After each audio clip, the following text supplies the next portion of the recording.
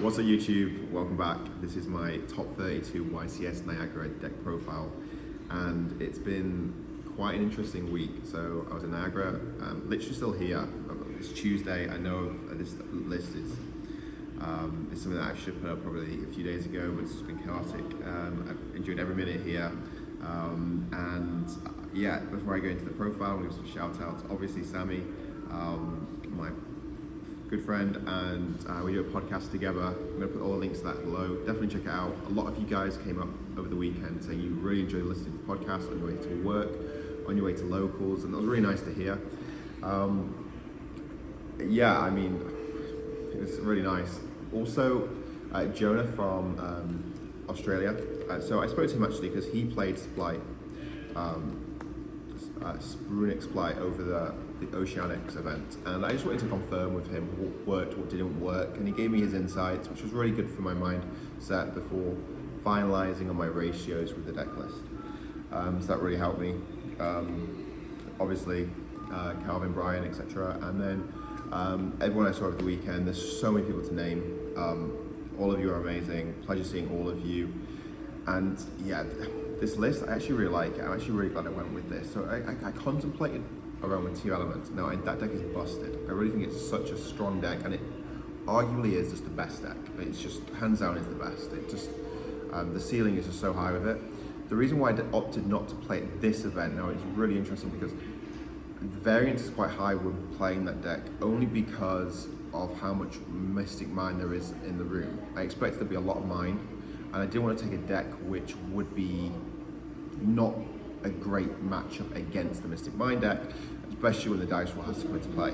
So I decided to go with Runick Mine. I decided to test with Runick Mine, testing it, and it didn't really perform the way I thought it would perform. And then I started testing Runick Spright, and I loved it. Loved the interaction, loved the way you have so many disruptions whilst having a controlling board, and you just get so much advantage.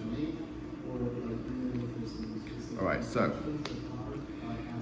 this is the profile, 20th YCS top, feeling really excited and buzzed. I'm excited to play the next few YCS coming up: Pasadena, Minneapolis, YCS Utrecht, and then, yeah.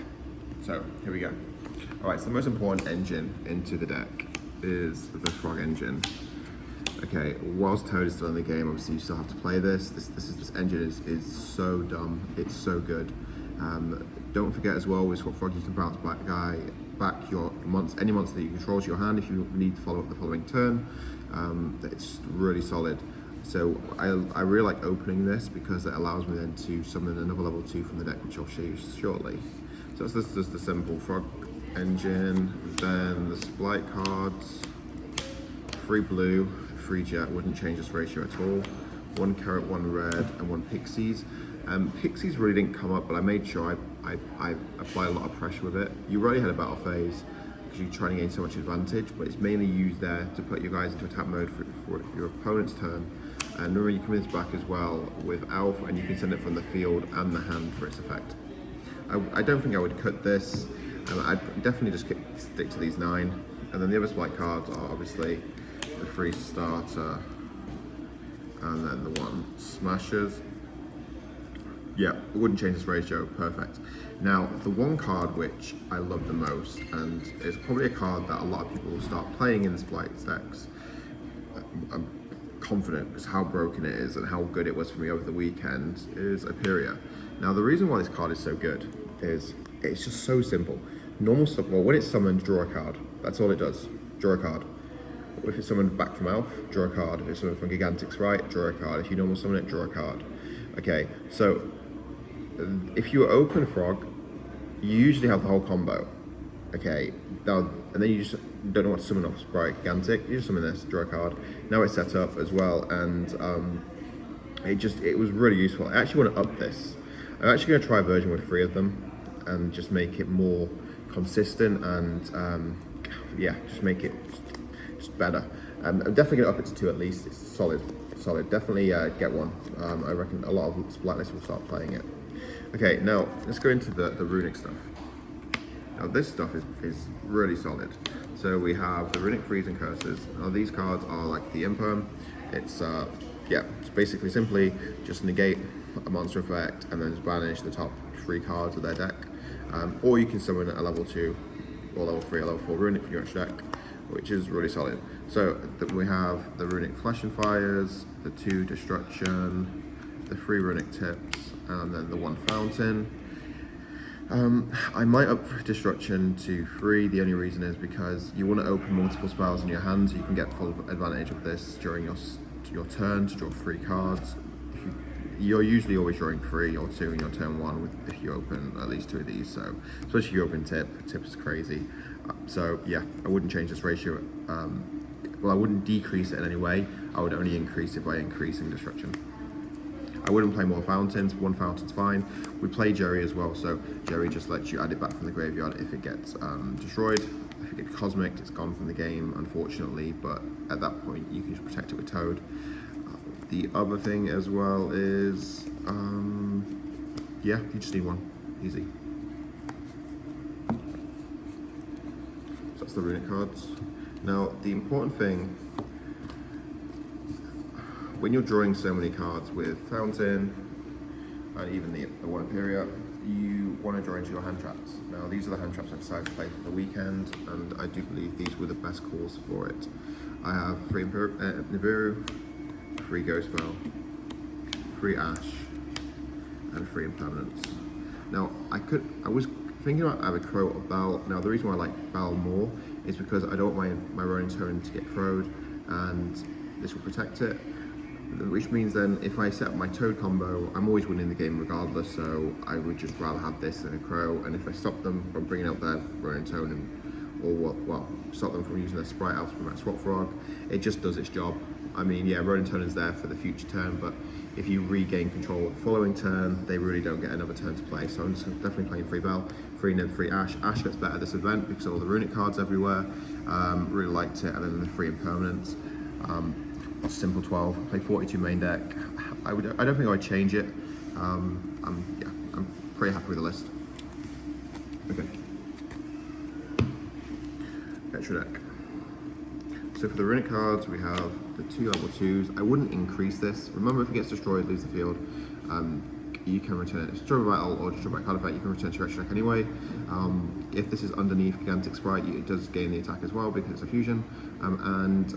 Also, this lets you play around Ogre, so if you have like Spright Gigantic out, for example, and you use the effect, and then your opponent activates Ogre, you can chain any of your Runick cards to specialists from the extra deck and the Edge Stone. Because you haven't got Alf yet up here, and then you can, on resolution, like the Prank Kid Meow Meow, you can just banish this to protect this, and this will then really resolve and summon. Then I played a level 3, never summoned it once, just a waste of a spot. Just never really came up at all.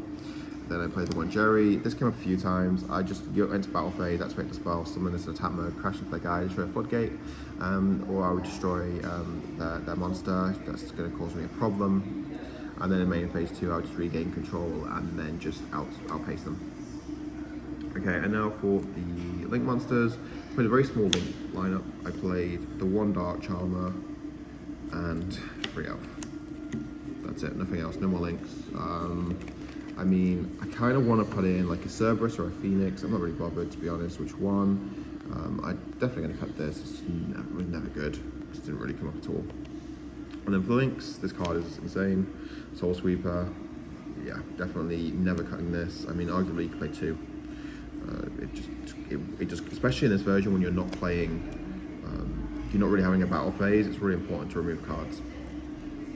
Okay, 2 Sprites, Gigantics, wouldn't change this, 1 Sky Cavalry, 1 Downard, 1 Zeus, and obviously the daddy card of the deck is totally awesome. This card is crazy.